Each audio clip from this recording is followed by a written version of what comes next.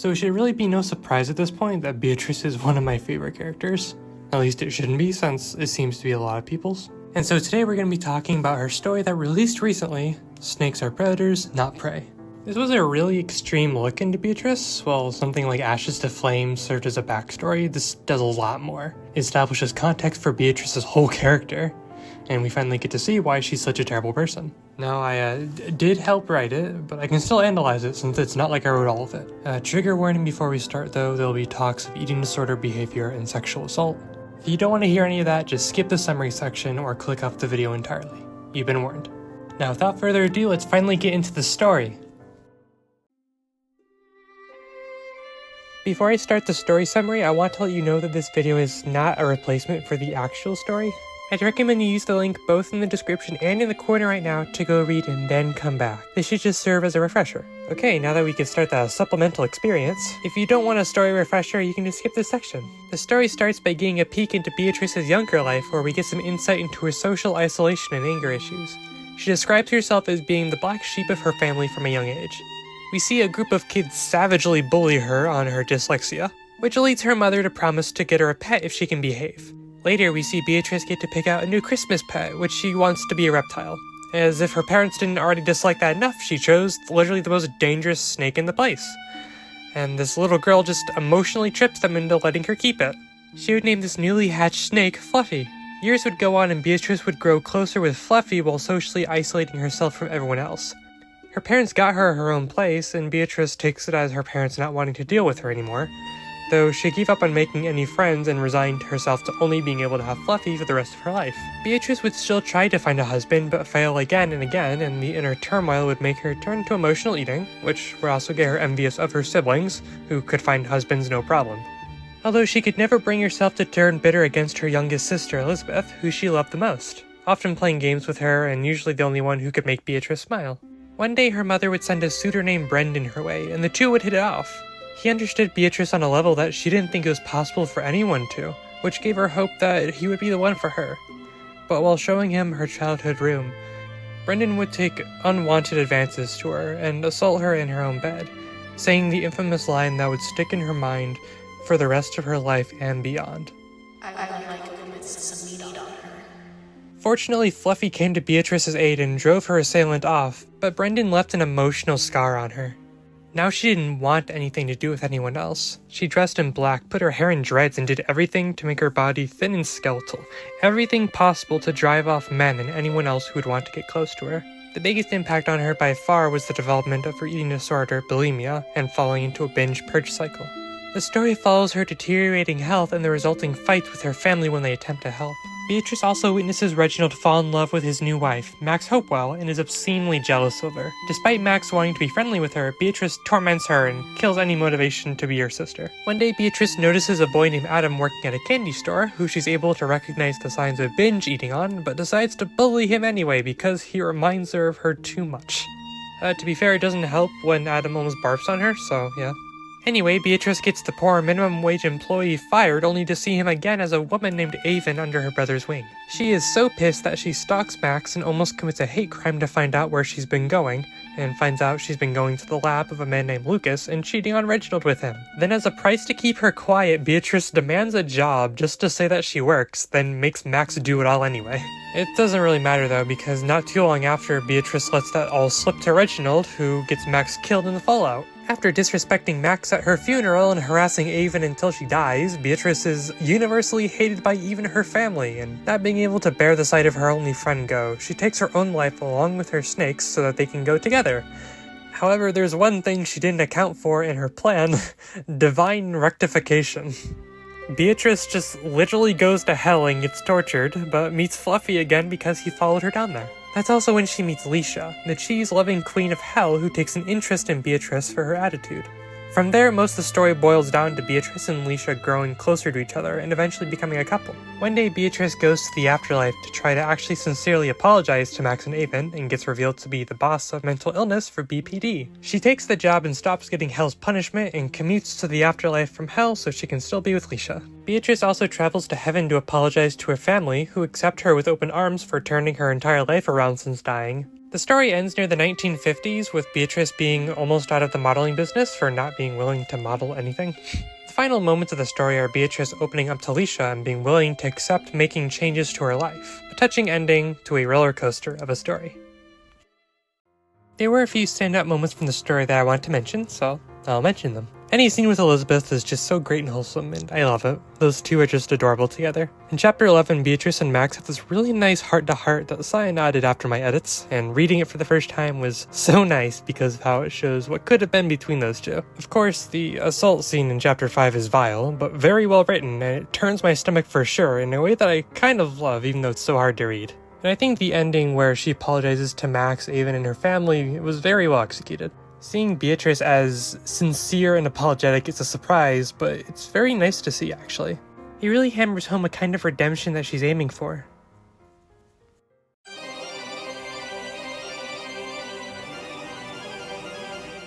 Alright, time for the long section of the video. I'll be talking about my thoughts on the story as a whole and discussing it. I want to point out how within the first chapter we see the basis for the insecurity that Beatrice has about her social disability from a very young age, and how her fears of abandonment and loneliness started young too. If anyone crossed into friendly territory, I'd be the best I could for them.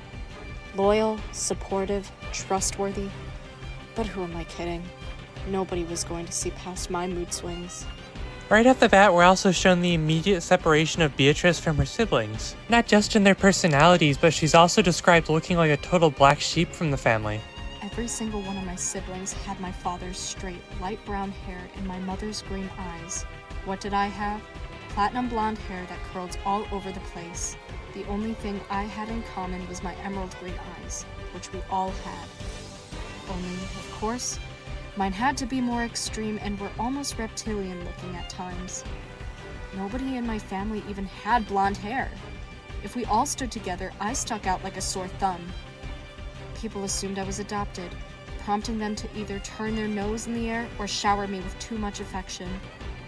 Sometimes it made me wonder if there was some unfaithfulness on Mom's side, even when she insisted the blonde hair came from her grandparents. It's really no wonder that she became who she is if she had that kind of mentality from a young age. One of the key symptoms of BPD is feeling like you're alone even when other people are trying to support you. And Beatrice exhibits that to a T, especially with pushing her mother and Max away when they try to sympathize with her. This part is actually explored further in Chapter 11 when Beatrice and Max have a surprisingly close heart-to-heart when Max connects to Beatrice and makes her feel understood. If you know the characters, then this should serve as a complete surprise to you and completely subverts what you know about their relationship. It's actually kind of sad because it makes you think about, what their relationship could have been if Beatrice hadn't pushed them all away. The next huge moment is Beatrice's death, and oh my god, it's literally spine-chilling. We see Beatrice poison herself and get such a detailed description of a gruesome death. Only to find that when she wakes up, the only thing she can think about is how relieved she is that she's not ugly, which is such a painful level of character consistency. The character development of Beatrice is probably the main focus of the story, and it does have such a refreshing focus on her in the plot. Like, a normal science story is more about the trials that the character has to go through and how they grow stronger because of it. Usually faced with a choice at the climax, think of Diane choosing to overcome her anorexia, even choosing to be herself, or Sydney choosing to get top surgery, As opposed to it being his traditional story of characters overcoming physical or social obstacles, we see Beatrice succumb to, confront, and overcome the biggest obstacle and trial that's impacted her entire life: herself.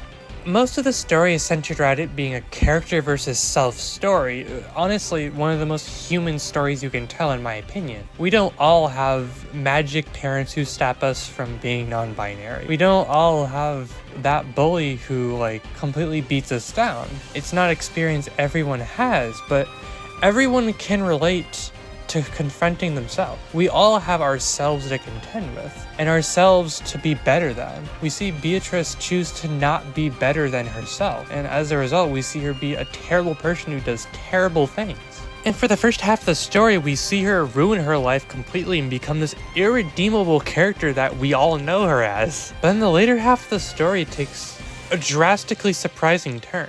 We read about her torment in hell and how it affects her. We see her develop as a character and relearn how to have compassion and empathy. We see her learn to love. We see the development of a human, and it's so satisfying. It all culminates in Beatrice going to the afterlife and giving this final apology to Max and Avon that gives the readers and her some deep level of catharsis. Like, all the character development, all the trials, and everything she's gone through is culminated to just come to this single apology that nobody ever thought she was gonna give. Look, I said, attempting to sound confident in my apology. I just could never seem confident in one. I know I was a real bitch to you two in the past, and directly caused your deaths. Trust me, I haven't forgotten. I've had a lot of time to think about it, and I say really truly from the bottom of my heart, regret everything. I know you don't want to talk to me, and you shouldn't even want to see me ever again, but I just want you to know I'm sorry. This speech just sends both the characters and the readers reeling. It solidifies Beatrice's character development and just monuments her triumph over herself. But ironically, it's earning her place out of hell that puts a nail in her coffin to regress her back to where she was before she even died. Without a punishment to remind her of her sins, Beatrice slips back and experiences complete character regression back to this person who we see as irredeemable. And it completely resets her characterization back to the status quo that we know by the beginning of the Trio of Idiots comic series. And yeah, it's sad. It's a bit of a shame. It's sad that we see all this cool character development that regresses back by the beginning of this other series that we already know takes place. It's a bit of a shame that we couldn't see the story of why she regressed back to who she was before, but maybe it's better we don't know why, or don't know how, I think it's better that we have to be left up to our thoughts about what made her go back, and maybe make us wonder if she's just like this naturally and she needs the punishment from hell. Now, I know I just spent a lot of time singing my praise about the story, but as we all know, a story is not without its flaws. And yes, I have some criticisms to give in this review. Who would have thought? I promise this is more constructive criticism though. This is just like the gripes I have while reading. I have to admit, the dialogue itself could break my willing suspension of disbelief and take me out of the story sometimes, especially with the language that's used in certain instances. For instance, in both chapters 10 and 11, Beatrice's mother uses the word ass when talking to her, which I know it doesn't seem like much to us, but people in the 1800s didn't really use ass like that, and women especially didn't curse. It just wasn't a social regular, and it just kind of took me out of it. The reason I don't have a problem with Leisha saying ass is purely because Carvations are supposed to break that traditional human values and completely ignores any linear progression of human culture, and because she lives in hell, I won't fault her for saying ass, honestly. Another important thing to emphasize is that I'm not saying that Beatrice's internal monologue can't use modern language though, because the story is told in a past tense, so the narration makes us feel like Beatrice is telling us the story, so modern language would be more appropriate. When the main character is the narrator, and if they're using the past tense, then it just makes more sense that they would use modern language. But the dialogue itself in the story should be in that past language, older English. When you're writing dialogue for Beatrice back in the 1800s, make it sound like Beatrice is back in the 1800s and not like it's Diane in the 2000s. In short, writing characters in the 1800s like they're in the 1800s makes me believe they're in the 1800s and doesn't take me out of the story that you're trying to tell in the 1800s. The only other criticism I have is that maybe do some research on some specific, more modern subjects that are covered in stories when you're writing in the past. Mental health is obviously a recurring theme in science stories, and psychology is really a modern science, and in Beatrice's time it had hardly been recognized or explored and was considered a pseudoscience. In the late 1800s, anorexia had only just been classified for a handful of years, and bulimia hadn't even been conceived as an idea. I'm hard-pressed to believe that her doctor would have said that she has anorexia, much less bulimia. It's a small gripe that maybe 0.5% of readers will even think about, but yeah, historical accuracy is an important thing when you're trying to make a believable world that you're trying to convince us is ours. Or at least, ours adjacent. Although part of me thinks it would have been hilarious to see Beatrice's mother try to call a specialist on behaviors and brains, and just Lucas comes over to give some kind of classification before Beatrice met him in the lab. That would have just been hilarious now that I think about it. That wraps up what I have to say about the story itself though. I still love the story, and I loved working on it with him, so don't get me wrong there. Overall, I think this is really pushing and pulling with Ashes to Flames as my favorite story yet. While Ashes to Flames serves as a roller coaster of a backstory for Avon, Snakes Are Predators Not Prey is an emotional character study of Beatrice that gives you sympathy for her, miraculously. Even though you literally witness her get multiple people killed, you can't help but emotionally connect with her and understand how deep inside she's just a broken woman who wants to be loved, just like you and me. I've been Lily, and you all stay beautiful and have an amazing day. Bye!